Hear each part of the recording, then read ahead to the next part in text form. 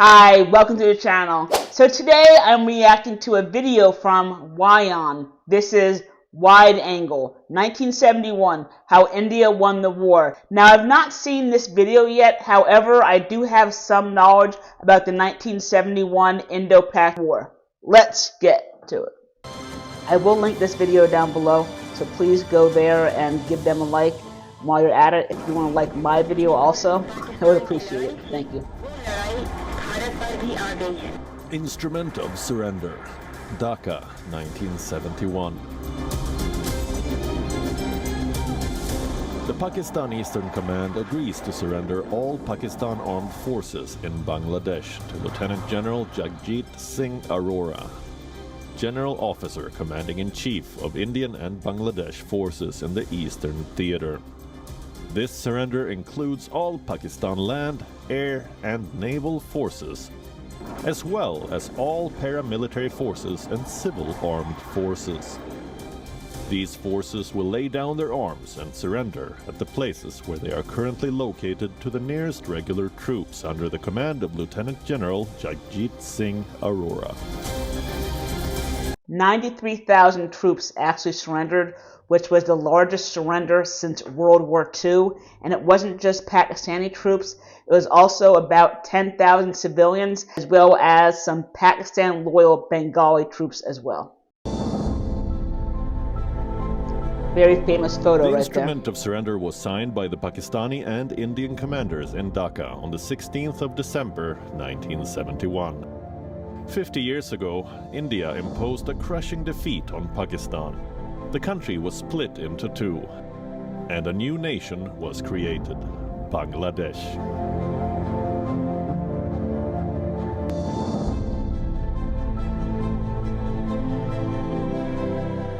This is Dhaka's Suhrawardi Udyan, formerly known as Ramna Racecourse.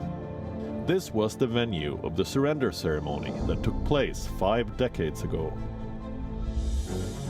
In this iconic photograph you can see the chief of the Pakistani forces, General Amir Abdullah Khan Niazi, signing the agreement with Lieutenant General Jagjit Singh Arora, the general officer commanding-in-chief of the Eastern Command during the Indo-Pakistan War of 1971. It was India's greatest military triumph. The Indian military's thumping winds on land, sea, and air crushed Pakistan. It lost half of its territory with the birth of Bangladesh.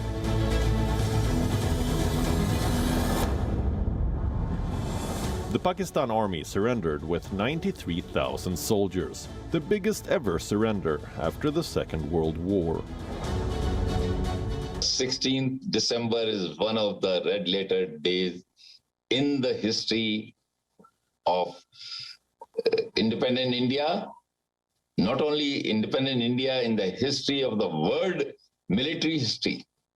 There has not been a single instance when, through a military action, a nation has been created. This is an unparalleled victory, the like of which very few nations can claim to have achieved.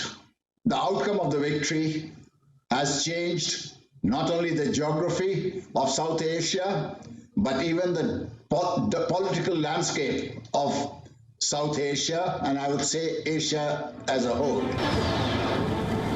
In what way has this actually changed the political landscape of South Asia and Asia as a whole? I would love to hear your thoughts down below. The war lasted only 13 days. It saw many air combat engagements.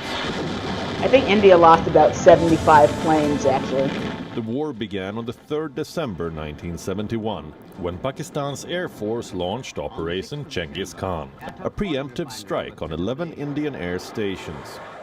It paved the way for India's formal entry into the war. In the following days, the IAF conducted nearly 6,000 sorties in the eastern and western fronts.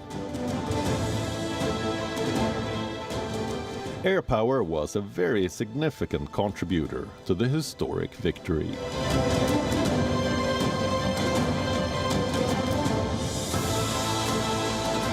On the other hand, the Indian Navy conducted one of the most successful offenses in modern naval history, Operation Trident. On the night of the 4th of December, a group of 3 small missile boats of the Indian Navy carried out an audacious attack near the Karachi port, sinking 4 Pakistani ships. It was a turning point of the 1971 war with Pakistan. The Indian Army is in Bangladesh. Your air force has been destroyed. You are surrounded on all sides. And if you don't surrender, you will be killed unmercifully. He is a legend. You surrender or we wipe you out was the message given by Field Marshal Sam Manekshaw to Pakistan on the 13th of December 1971. The Indian Army's achievements during this war have few parallels in history. फौज का काम है लड़ने का, commander का काम है फौज को तैयार रखने का और प्लान देने का। मैंने उनको प्लान दिया था और लड़ाई के पहले लद्दाख से लेके पूरा बॉर्डर तक मैं जाकर सब जवानों को मिलता था। 3000 जवान, 4000 जवान, 5000, और उनके साथ पहले ही बात करता था, बिल्कुल सफाई के बाद कि मैंने आपको ट्रेनिंग दी है, मैंने हथियार दिया है, मैंने प्लान बनाया है, एक चीज़ नहीं दी, मेरा दिल। अब मैं अगली दफ़ा मिलूँगा आपको तो पाकिस्तान के अंदर मिलूँगा। उनकी मोराल बहुत हाई थी। That's what good leaders do. Once the instrument of surrender was signed, the Indian Army had the responsibility of transporting the 93,000 Pakistani prisoners of war safely to India. In an interview given to our network in 1997, Field Marshal Manekshaw told us about his experience of interacting with Pakistani prisoners of war. तो जब मैं ये 93,000 पाकिस्तान सिपाही और उनकी families वगैरह ले आया, तो फिर मेरी फ़र्ज़ थी कि उनको संभालना। तो मैंने उनको कैंप में लगाया। आपको एक किस्सा बताऊं। उनको मैंने जो कैंप में लगाया, 5000 यहाँ, 4000 यहाँ, 6000 यहाँ, और मैं जाया करता था मिलने। मैं जब एक कैंप में गया तो वहाँ सब सूबेदार मेजर और सरदार थे। तो जब मैं गया, मैंने सूबेदार मेजर साहब, पाकिस्तान सूबेदार मेजर साहब के हाथ मिलाया।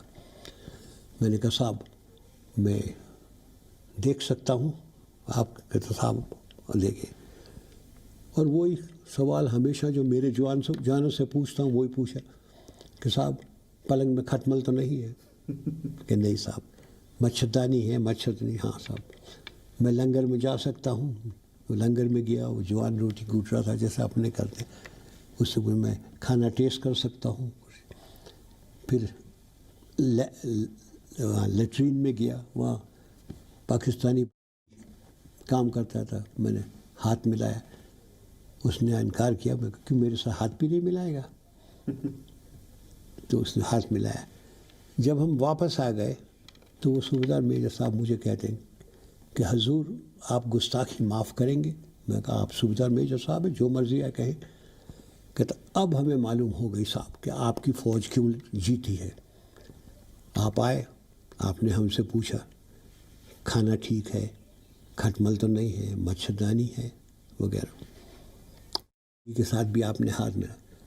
हमारे साहब लोग ऐसा नहीं करते, वो अपने आप को नवाबजादे समझते हैं। I reacted to an interview with Sam a few years ago, and he did actually talk about the POWs, about how they were eating at Langer, and how they were actually inside buildings, whereas the Indian soldiers were sleeping outside. Because he was a man of honor, he made sure that all the POWs were treated well, which does say a lot about him, especially considering that many or the majority of those prisoners were guilty of the G word, killing close to 3 million civilians, as well as 400,000 crimes against women and young girls. Let's never forget that fact. Although the war is remembered for the liberation of Bangladesh, some of the most gallant military operations were those that were fought on the Western Front. The Battle of Longewala in the Thar Desert of Rajasthan was one of them. It has been depicted in great detail in filmmaker J.P. Dutta's 1997 movie, Border.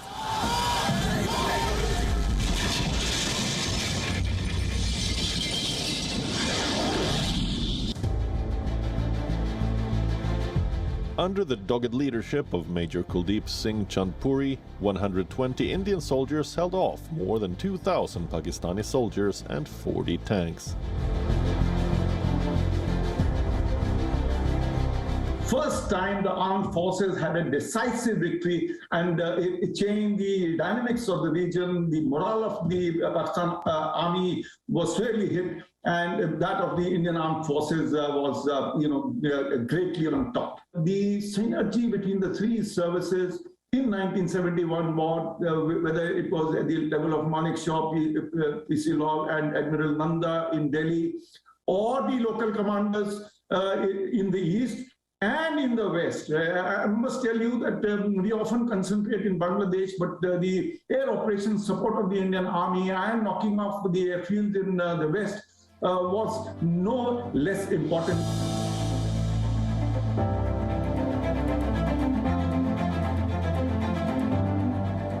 To commemorate 50 years of the historic victory, last year, Indian Prime Minister Narendra Modi flagged off the celebrations on the 16th of December.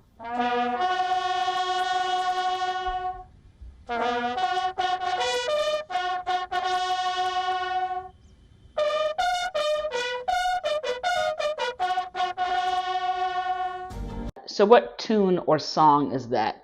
But because of the G word that the East Pakistanis were doing to the Bengalis, I think India had an influx of about 10 million refugees. Is that why Pakistan preemptively attacked Indian airfields? Or why exactly did East Pakistan attack India? That's what I want to know. The 1971 victory was significant on many counts. The war changed the geopolitics of the entire region. In August 1971, India had signed a treaty of peace, friendship and cooperation with the Soviet Union, while Pakistan received active support from the United States. Much has been said about the hostility between US President Richard Nixon and Indian Prime Minister Indira Gandhi. Nixon and his assistant for national security affairs, Henry Kissinger, even encouraged China, a long-standing ally of Pakistan, to mobilize its armed forces along its border with India. But the Indo-Soviet Treaty was undoubtedly a major deterrent for China. Today, Western Europe and America project themselves as great champions of human rights. It's utter nonsense. 71 is not too long ago. All of them, led by President Nixon and Kissinger in the United States and the Western powers, who were all part of the North Atlantic Treaty Organization and its sister organization, the CETO and CENTO, of which Pakistan was a member, supported Pakistan, both militarily and in the world forums. We didn't have a friend in the world except for the Soviet Union and our immediate neighbors, Bhutan and Nepal. And Israel. We didn't have a world thing. The organization of the Islamic states were all pro-Pakistani. Even traditional friends like Indonesia became pro-Pakistani. The events and what was happening inside East Pakistan was ignored by the Western press, and ignored with a purpose, with an agenda of their own. So what he's talking about is when Henry Kissinger and President Nixon sent the U.S.'s 7th Fleet to the Bay of Bengal armed with nuclear warheads to threaten India. The Soviet Union came to India's rescue by sending some of their ships and submarines armed with nuclear warheads. The United States plus Great Britain and other countries then backed off. The war was fought both on the eastern and the western fronts in a very short span of time. India adopted an aggressive strategy on the eastern front and a defensive strategy on the western front. The Blitzkrieg campaign that we ran to hit Dhaka, the last was seen only in the Second World War. That also in the North Africa region where both sides were switching sides, and it was possible in a desert. But here we achieved that in a riverine country at a speed as good as that. Nobody ever after that or before that had done such a blitzkrieg action. So he talked about the Blitzkrieg in World War II in North Africa, so he might be referring to General Rommel and his expeditionary force actually attacking the rats of Tobruk with the Blitzkrieg, but he failed. On the Eastern Front, the Indian Army defeated 4 divisions and 30,000 paramilitary forces of the Pakistani Army. The Indian Air Force too orchestrated its forces systematically. The prioritization was air defense of homeland first, counter-air bombing to pin PAF down next, followed by support to the Army and the Navy. In the east, 3 MiG-21 squadrons operating from Guwahati and Tezpur took part in counter-air escort and close air support tasks during the Blitzkrieg action in Bangladesh.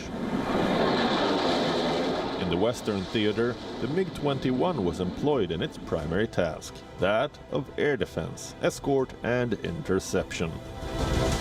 We had the MiG-21s, we had the Su-7s, Sukhoi 7s, we had the Hunters, we had the naths. These were the 4 main fighter fleets. Then we had the Canberras, which were the bombers. Indian Air Force, I must tell you, was also prepared for possible Chinese support to the Pakistanis or the American support, because the Enterprise carrier with the US 7th Fleet was already in the Bay of Bengal. But of course, the Indo-Soviet treaty, peace treaty and friendship cooperation signed in August 71 did help us.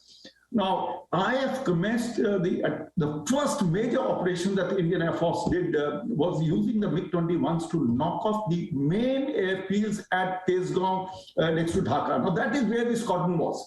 If we were to knock off that airfield, we would have grounded the entire Pakistan Air Force in that. And that is where the MiGs, they came, rocketed both Tezgaon and Kormetullah runways, and they repeated these attacks every few hours, so that within 3 days, Dhaka, all airfields around Dhaka were closed, and total air superiority had been achieved. Experts believe one of the biggest reasons for the failure of the Pakistan Air Force was defection by Bengali technicians and pilots. The IAF also helped the Mukti Bahini organize a formation of light aircraft called Kilo Flight, which were manned and serviced by those who had defected from the PAF. It said Mukti Bahini. That name sounds familiar. Was he part of the guerrilla troops that were fighting the Pakistanis in Bangladesh, or who was he exactly?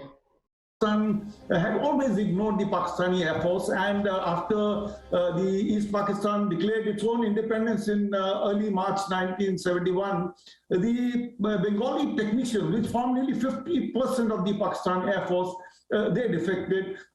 Some of them were not trusted by Pakistan Air Force. They formed the Mukti Bahini.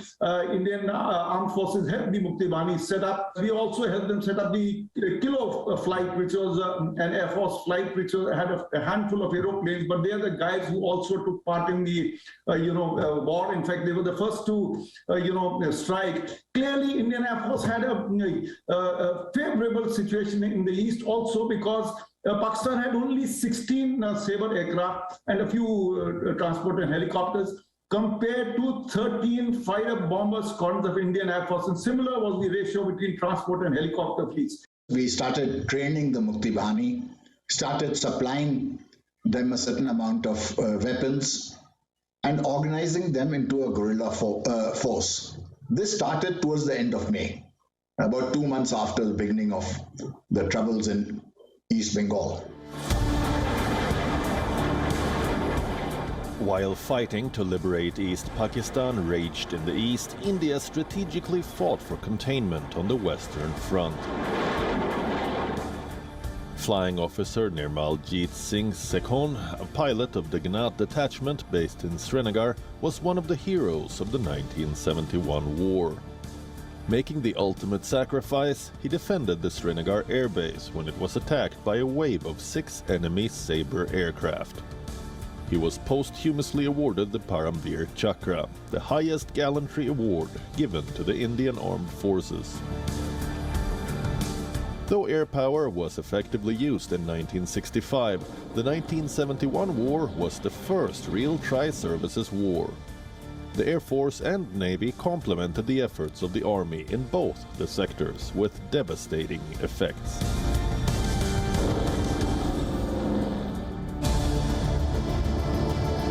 For the first time, the Indian Navy used firepower in all 3 dimensions that navies operate in: surface, subsurface, and air.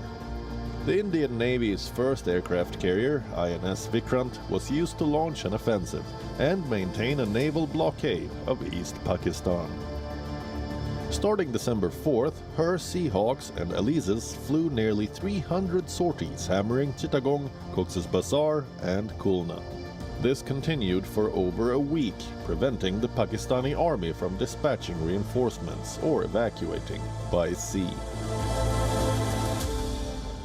As far as Navy is concerned, I must tell you, in the east, they had moved their Vikrant into the Bay of Bengal, and they were doing air operations. They were hitting Chittagong, they were hitting targets, but there was good coordination between the Army and the Navy, Air Force and the Navy, so that we are not hitting the same targets at the same time. Similarly, on the west, the Air Force and the Navy hit Karachi Harbour and Karachi Airfield more or less simultaneously. We also hit their oil refineries while they were hitting the harbor, knocking off their, ships in the harbor. The Air Force was taking on the refinery and the airfield. So the coordination between the Navy and the Air Force was absolutely outstanding. As far as the Navy is concerned, Karachi was blocked. We had sunk Ghazi. The Arabian Sea, the Bay of Bengal was also blocked. The Pakistanis could not escape from there. There was threat of Enterprise, the 7th Fleet. We did not bother. We were very sure that Enterprise is only trying to threaten us. It will never come close to us because they will also suffer. And once they suffer, it will be a great damage to the reputation of the US Navy. And they will only continue to deter us, threaten us, but they will not take part.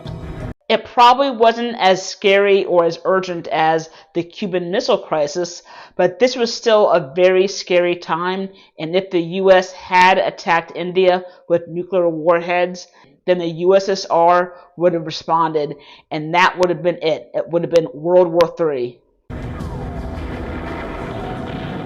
All this while, the Indian Army was making a lightning dash towards Dhaka. In a matter of days, India had Pakistan on its knees. Apart from taking nearly a quarter of the Pakistani army as prisoners of war, Indian forces also captured 15,000 square kilometers of its territory. India supported the Bangladesh liberation struggle with its heart and soul. An estimated 3 million East Bangladeshis had been killed in the genocide committed by West Pakistan. For India, it was a fight for justice. मैं बिल्कुल tense नहीं था, मुझे कोई शक नहीं था कि क्या होगा, क्योंकि मैंने प्लान किया था पहले 7 महीने से प्लान किया था, काफ़ी फौज थी, अब मुझे कोई शक नहीं था कि क्या करेंगे. As a nation, I think it is time that we forgot talking about the Panipats and Plasis and started celebrating the 71. For 2,000 years, we haven't had a victory like that.